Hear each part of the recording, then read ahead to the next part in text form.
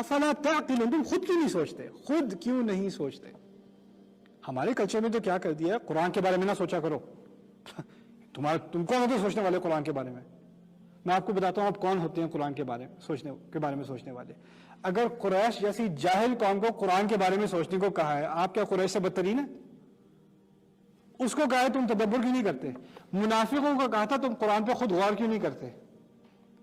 اگر آپ نہیں کرتے تو قرآن کی شکایت ہے یا تو یہ کافر ہے یا منافق ہے. وہی دو لوگ ہیں جن کو قرآن پہ غور کرنے کا کوئی دلچسپی نہیں ہے، کوئی ذوق نہیں ہے، کوئی شوق نہیں ہے. نہیں تو اگر آپ خود سے سوچو گے قرآن کے بارے میں تو گمراہ ہو جاؤ گے. سنا؟ خود سے سوچو گے تو گمراہ ہو جاؤ گے، اگر نہیں سوچو گے تو گمراہ ہو جاؤ گے. بھائی یہ قرآن سوچنے کے لیے نازل کیا گیا تھا. آیات للسائلین، اس میں آیات ہیں پوچھنے والوں کے لیے. جب تک سوچو گے نہیں پوچھو گے نہیں، جب پوچھو گے نہیں تو تمہارے لیے ہدایت نہیں ہے. اسی طرح تو ہدایت ملتی ہے.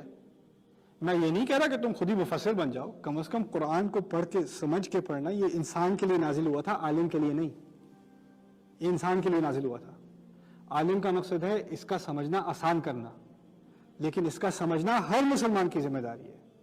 اس میں غطا لگانا، اس پہ غور کرنا ہر مسلمان کی ذمہ داری ہے. یہی تو مہینہ ہے جس میں یہ بات ٹھیک کرنی ہے ہم نے.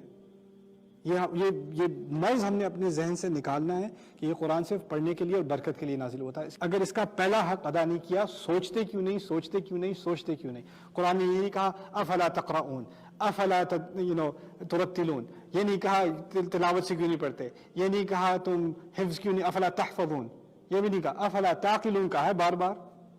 سوچتے کیوں نہیں، سوچتے کیوں نہیں، سوچتے کیوں نہیں، یہ بار بار شکایت کی ہے.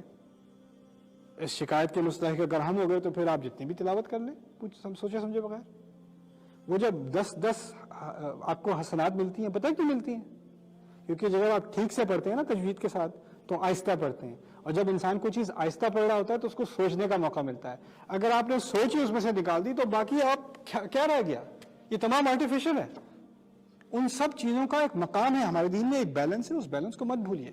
اللہ تعالیٰ ہمیں قرآن کے صحیح حقوق ادا کرنے کی توفیق دے. بارک اللہ لی ولکم فی القرآن الحکیم ونفعنی وإیاکم بالآیات والذکر الحکیم. الرحمن علم القرآن